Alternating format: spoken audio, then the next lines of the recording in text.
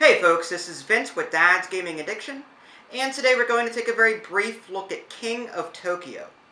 This is a game for 2 to 6 players, ages 8 and up, with the average play time being about 30 minutes. In this game, each player will assume the role of a giant monster, who will be battling for control over the city of Tokyo. The first player who manages to get 20 victory points, or simply be the last monster standing, will win the game. Let's just take a brief moment to look at the components and see how the game is played. Alright, now these are the components that are found in the box. In the upper right hand corner, these are your player boards. Each player will get one at the beginning of the game, and this is what will help to organize their monster as far as victory points and health are concerned. If you take a look in the upper left hand corner and then the lower right hand corner, you'll see two wheels that you can adjust the values of. And the upper left hand corner here represents the number of victory points the player currently has, while down here tracks the player's current health. If the player's health reaches the skull or 0, then they are eliminated from the game.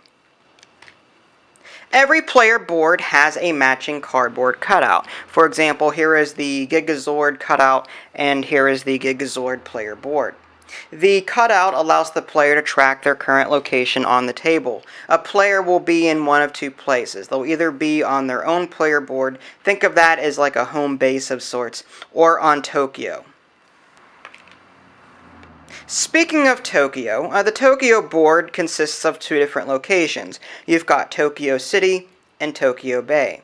Tokyo City is used in a 2 to 6 player game, whereas Tokyo Bay is used in a 5 to 6 player game. This means that if you're playing between 2 and 4 players, you'll only make use of this location. This also means that only one monster can occupy Tokyo at a time. If you're playing a 5 to 6 player game, you'll have 2 locations that monsters can occupy, and the rules are slightly more complicated, and I'll get into that later. But suffice it to say that players can earn victory points by occupying Tokyo and staying there for a complete round.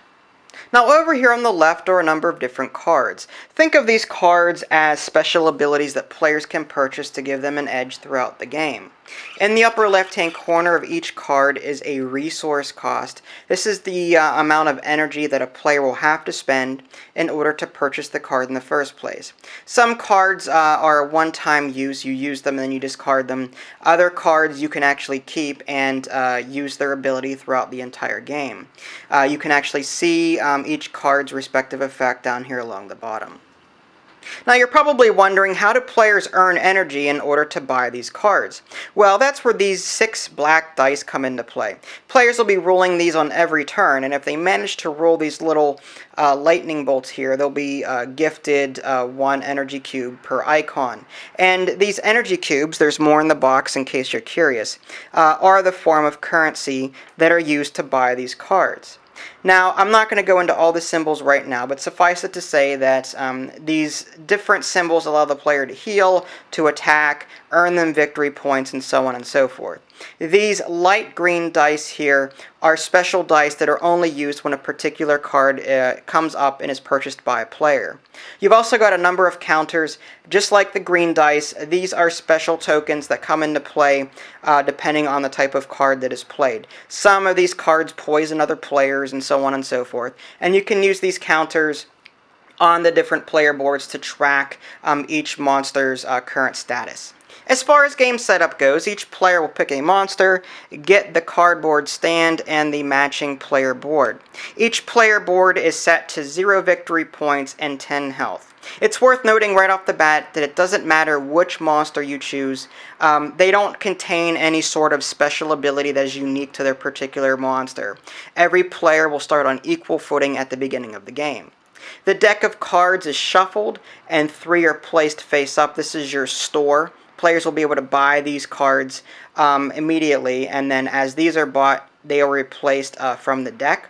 The Tokyo board is placed in the middle of the table. The 6 black die are placed nearby, with the energy cubes, the counters, and the light green dice placed off to the side, but still within reach of players.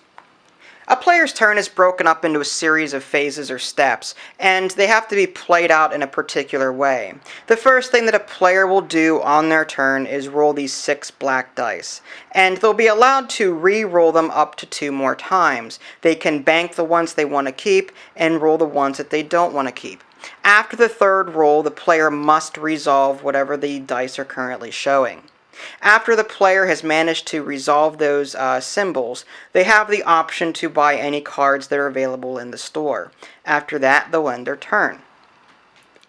Alright, now you're probably wondering what all these different symbols mean. I've already hinted at the function of this particular lightning bolt symbol. Basically, for every lightning bolt symbol that the player has banked or rolled at the end of their 3 rolls, they'll get 1 of these energy cubes. So if they roll 3 of these lightning bolts, they'll get 3 energy cubes. Pretty simple. These hearts are your healing icons or actions. Basically, for every heart that you roll, you'll be able to heal your monster with 1 life. Again, there are trackers on the bottom right-hand corner of each player board so that you can deduct and add life points appropriately. You've also got some numbers on here. You've got 1, 2, and 3. Those are victory point numbers. In order to earn victory points, however, you have to roll 3 of the same number. If you roll 3 1s, you'll be granted 1 victory point. If you roll 3 2s, you'll be granted with 2 victory points. And if you roll 3 3s, you guessed it, you'll roll 3 victory points. For every same number that you roll after those set of 3, you'll gain an additional victory point. So if a player rolls 5 3s, they would earn 3 victory points for the set of 3, and then 1 for each additional die, which would be 2, so 3 plus 2 is 5.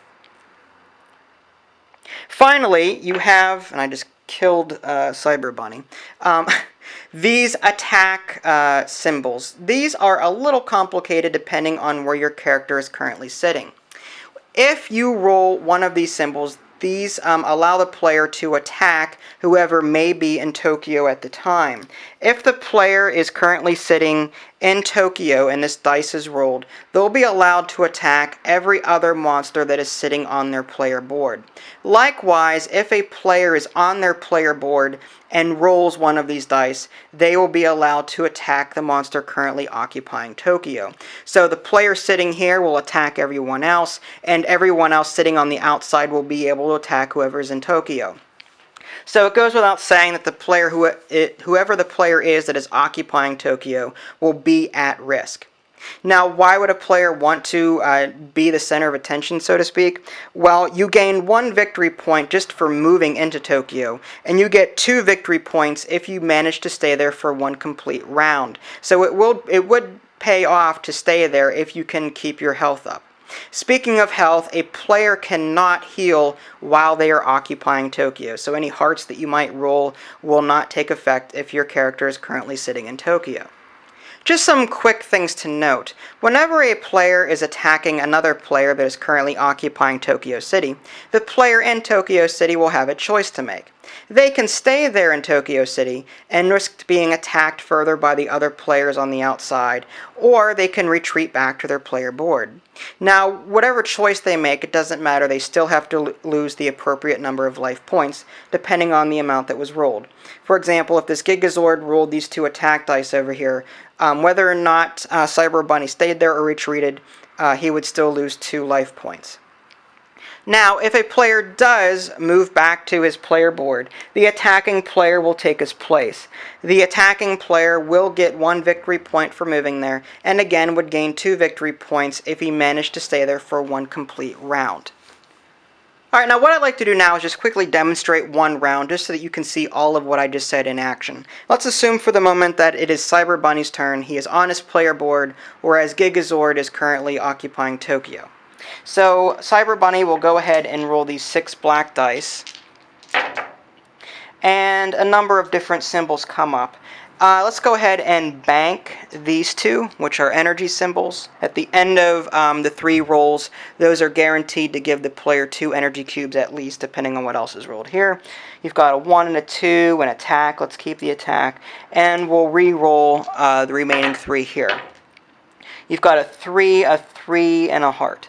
Now, the player could take the risk, bank these 2, and hope to roll another 3 in order to get 3 victory points. Let's go ahead and do that. Oh, he did. Okay. So, in this case, that would end the rolling part of that turn, and the player would earn 2 of these energy cubes. He would be able to attack Gigazord once and reduce his life counter by 1. Again, the life counters are in the lower right-hand corner of these player boards. Now, Gigazord decides he's going to go ahead and retreat, that he thinks he doesn't have a lot of life, so we'll go ahead and retreat back to his player board, and Cyber Bunny will take his place. Gigazord still loses 1 life here, and Cyber Bunny will also get 1 victory point for moving into Tokyo in the first place. So the victory point counter up here would be adjusted appropriately. With all that being done, all that's left to resolve are these 3s here. The player would earn 3 victory points for rolling these. Again, the victory point counter would be adjusted appropriately.